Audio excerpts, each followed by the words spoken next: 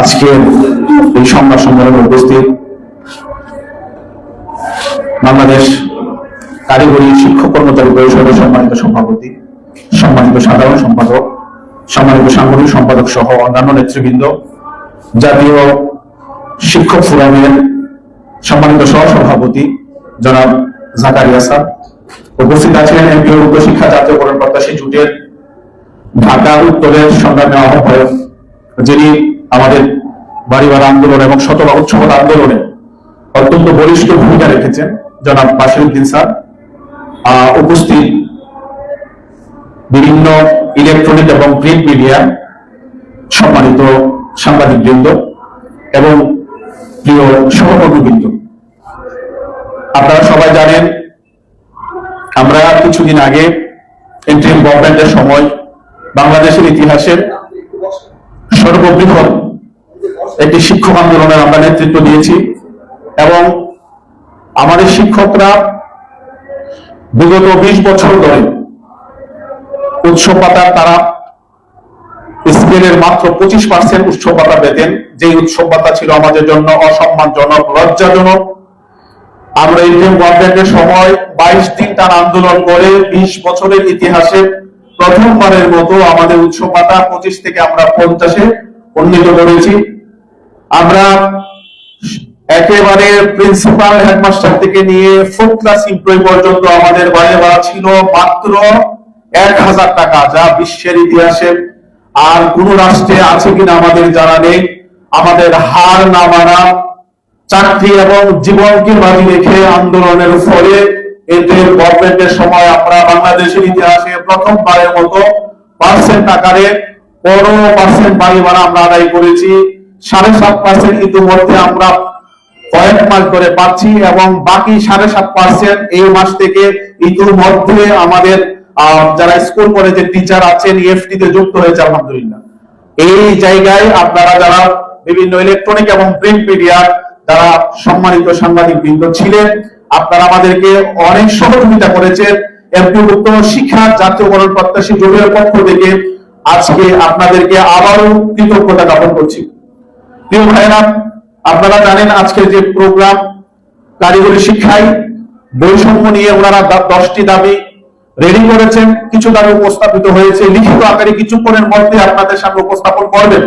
সুতরাং আমি শুধু কারিগরির ব্যাপারে এইটুকু বলব, বিশ্বে যে রাষ্ট্রগুলো ইতিমধ্যে উন্নত রাষ্ট্রে পরিণত হয়েছে এবং আর্থিকভাবে স্বাবলম্বী হয়েছে, প্রত্যেকটি রাষ্ট্র কারিগরি শিক্ষায় সর্বোচ্চ গুরুত্ব দিয়েছে।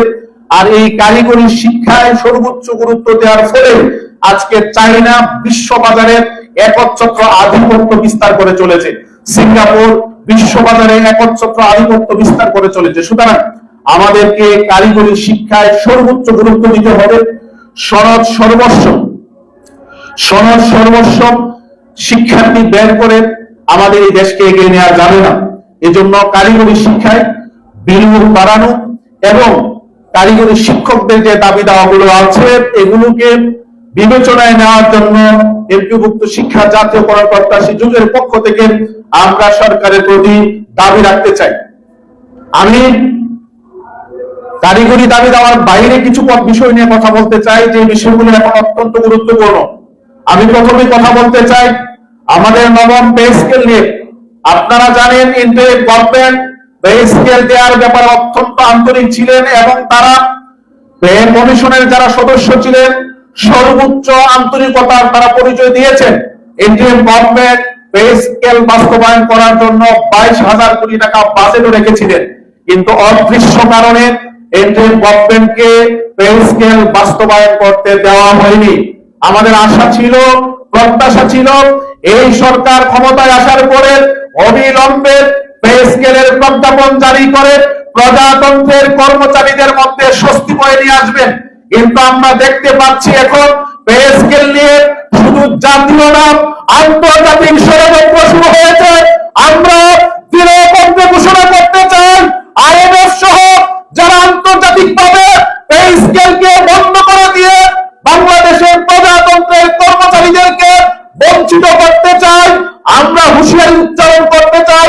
সরকার যদি তাদের ফাঁদে পা দিয়ে পে স্কেলের ব্যাপারে গরিমসি করে 6 লক্ষাধিক শিক্ষক কর্মচারী তাদের পরিবার নিয়ে প্রজাতন্ত্রের অন্যান্য কর্মকর্তা কর্মচারী নিয়ে দুর্বার আন্দোলন গড়ে তোলার মাধ্যমে যে সরকারের কাছ থেকে পে স্কেলের প্রজ্ঞাপন আদায় করে ছাড়বেন ইনশাআল্লাহ।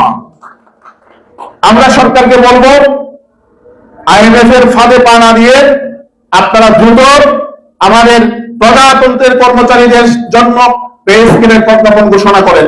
না হলে প্রজাতন্ত্রের কর্মচারীদের মধ্যে যে জনরোষ তৈরি হবে এবং জনরোষের ফলে যে পরিস্থিতি উদ্ভব করবে, এই পরিস্থিতির দায়ভার সরকারকে নিতে হবে। আমি জাতীয়করণের ব্যাপারে কয়েকটি কথা বলতে চাই। আমরা 17 সাল থেকে এমপিওভুক্ত শিক্ষা জাতীয়করণের জন্য কাজ করে আসছি। এমপিওভুক্ত শিক্ষা জাতীয়করণ আজকে বাংলাদেশে শুধু শিক্ষকদের দাবি না, এটা অভিভাবকদের দাবি, এটা সাধারণ জনগণের দাবি। কারণ এই জাতীয়করণ যদি সফল হয়, শুধু শিক্ষকরা যে উপকৃত হবে এমন না, বরং প্রত্যেকটা অভিভাবক তার সন্তানকে নামমাত্র 20 থেকে 30 টাকা মাসিক বেতন দিয়ে তারা তার সন্তানকে পড়াতে পারবে। আমরা জানি অনেক অভিভাবক অতিরিক্ত সেশন ফির কারণে, বেতনের কারণে তাদের সন্তানদেরকে সঠিকভাবে শিক্ষা দিতে পারে না। এই জন্য জাতীয়করণের দাবি শুধু শিক্ষকদের না। আপনারা জানেন দেশনেত্রী বেগম খালেদা জিয়া বাংলাদেশের বারবার যিনি প্রধানমন্ত্রী নির্বাচিত হয়েছেন, তিনি একটি প্রোগ্রামে সকল ইলেকট্রনিক এবং প্রিন্ট মিডিয়ার সামনে বলেছিলেন যে বিএনপি সরকার যদি রাষ্ট্র ক্ষমতায় কোনোদিন আসে, আমরা এমপিওভুক্ত শিক্ষা জাতীয়করণ করব। কিন্তু আমরা দেখতে পাচ্ছি এই সরকার এখন পর্যন্ত জাতীয়করণের ব্যাপারে কোনো কার্যকর পদক্ষেপ গ্রহণ করেনি।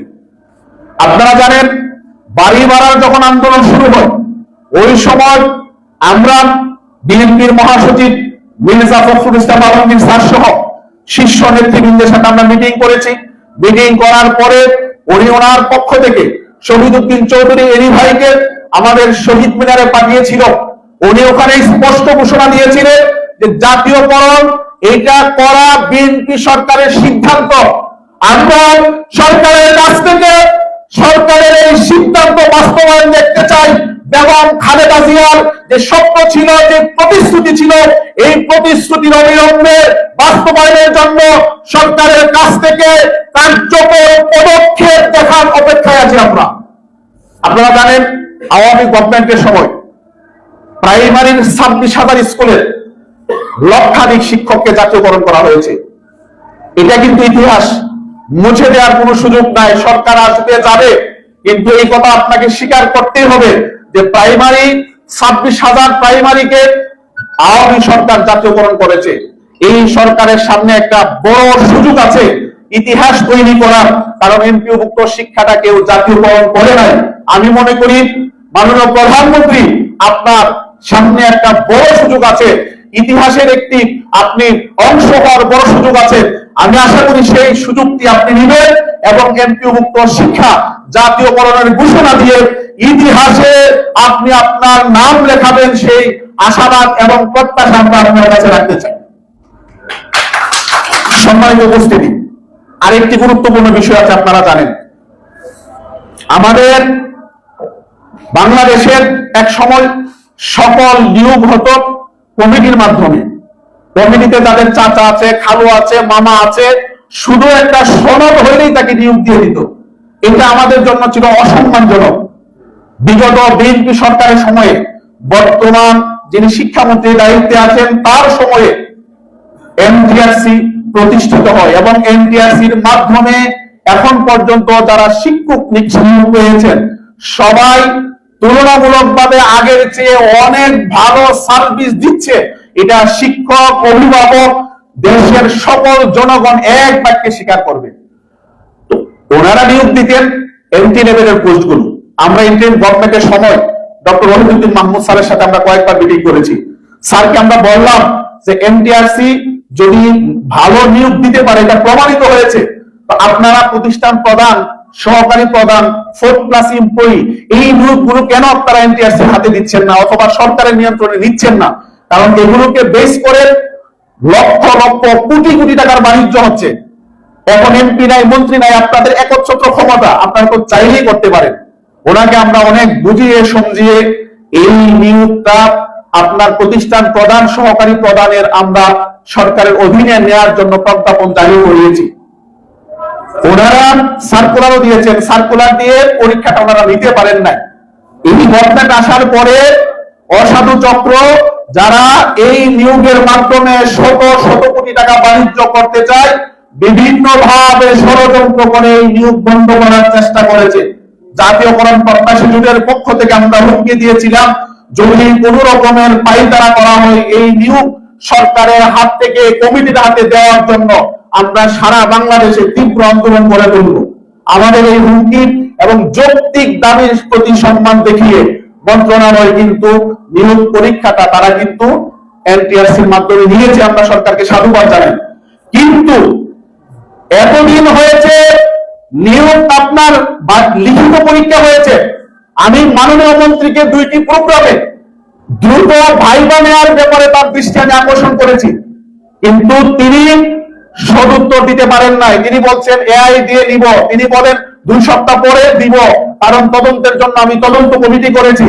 আমরা আজকে এই প্রোগ্রাম থেকে স্পষ্ট ভাষায় ঘোষণা দিতে চাই, যদি প্রতিষ্ঠান প্রধান, সহকারী প্রধানের নিয়োগ কমিটির হাতে ছিনিয়ে দেওয়ার কোন রকমের ষড়যন্ত্র হয়, পরের দিন থেকে সারা বাংলাদেশে জাতীয়করণ প্রত্যাশী জোটের নেতৃত্বে 6 লক্ষাধিক শিক্ষক কর্মচারী শহীদ মিনারের আন্দোলনের মতো বড় আন্দোলন গড়ে তুলবে ইনশাআল্লাহ।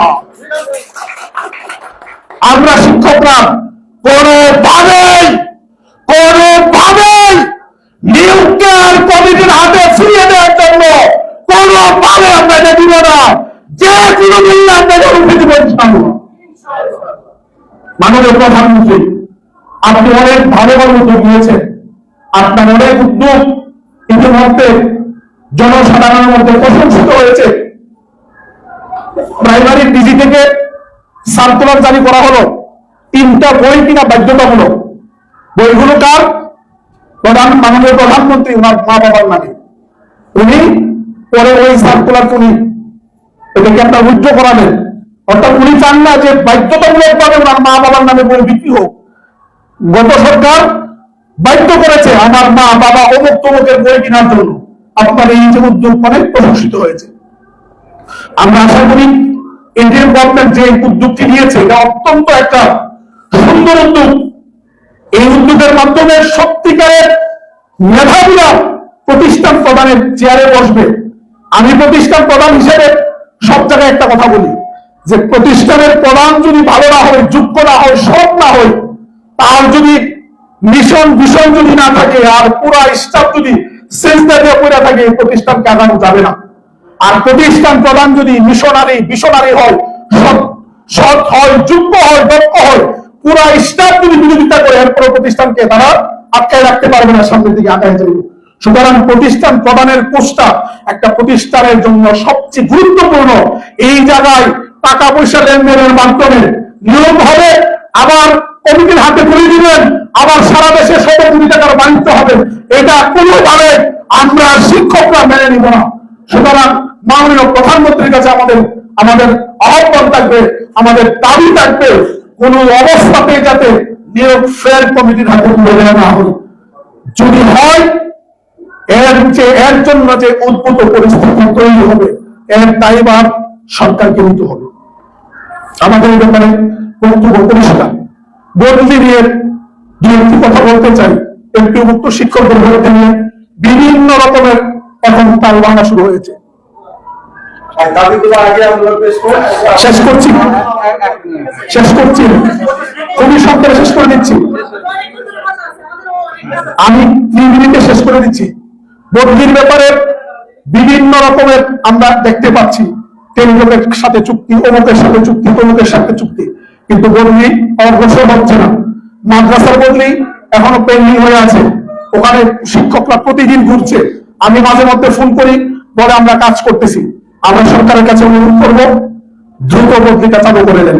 কারণ আমরা শিক্ষকরা এনটিআরসির মাধ্যমে নিয়োগ হওয়ার ফলে অনেকে 200, 300, 500 কিলোমিটার দূরে চাকরি করে, বাড়ি রাজশাহী, চাকরি করে সিলেটে, বাড়ি হচ্ছে আপনার কুড়িগ্রাম, তার পোস্টিং হয়েছে বান্দরবানে।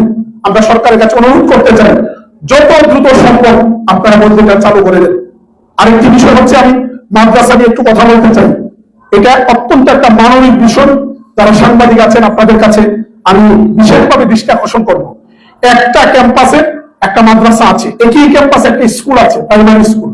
ওখানে দুপুরে প্রাইমারি স্কুলের বাচ্চাদেরকে মিড ডে মিল দেওয়া হয়, বাচ্চারা স্কুল থেকে টিফিন পাচ্ছে। আর একই ক্যাম্পাসে মাদ্রাসার শিক্ষার্থী তারা চেয়ে চেয়ে দেখছে। এত বড় বৈষম্য, এত বড় অমানবিক কাজ আমরা এই বাংলাদেশে দেখতে চাই না।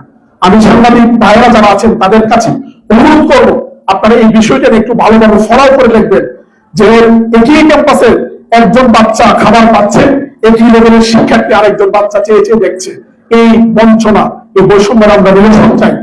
স্কুলে যেমন ভাবে, প্রাইমারি স্কুলে যেমন ভাবে উপবৃত্তি দেওয়া হয়, ইবতেদায়ী শিক্ষকদেরকে যাতে, শিক্ষার্থীদেরকে যাতে উপবৃত্তির আওতায় আনা হয়, এই ব্যাপারে আপনাদের একটু দৃষ্টি আকর্ষণ করছি। আরেকটি বিষয় সেটি হচ্ছে আমাদের মাদ্রাসা এবং স্কুলের যে কমিটিগুলো, জাকারিয়া ভাই কথাটা বলেছেন, এখন কমিটিগুলো দেওয়া হচ্ছে না, পেন্ডিং আছে কমিটিগুলো। আর কমিটি না থাকলে দেখা যায় আপনার প্রতিষ্ঠান কি স্মুথলি চালানো যায় না। অনেক শিক্ষকের বিভিন্ন রকমের পদোন্নতি থাকে, অনেক উন্নয়নমূলক কাজ করতে হয়, কিন্তু কমিটি না থাকলে আসলে এগুলো করা যায় না। তো এই কমিটিগুলো যাতে দ্রুত সবগুলো স্কুল কলেজ মাদ্রাসা দ্রুত যাতে সরকার দিয়ে দেন, এই আহ্বান করে রাখতে চাই। আমি আপনাদের সকলকে আজকের এই প্রোগ্রামে উপস্থিত হওয়ার জন্য ধন্যবাদ জানিয়ে এবং আপনাদের লিখনির মাধ্যমে আমাদের কারিগরি শিক্ষা এবং আমাদের শিক্ষার যে বৈষম্যগুলো আছে এগুলো আপনারা ফুটিয়ে তুলবেন এবং আপনাদের মাধ্যমে আমাদের এমপিভুক্ত শিক্ষক কর্মচারীরা একসময় বাংলাদেশে বৈষম্য মুক্ত হয়ে মাথা উঁচু করে তারা তাদের শিক্ষকতা পেশাটা করবে চালাবে, সে আশাবাদ ব্যক্ত করে সকলের সুস্বাস্থ্য কামনা করে আমি আমার বক্তব্য শেষ করছি।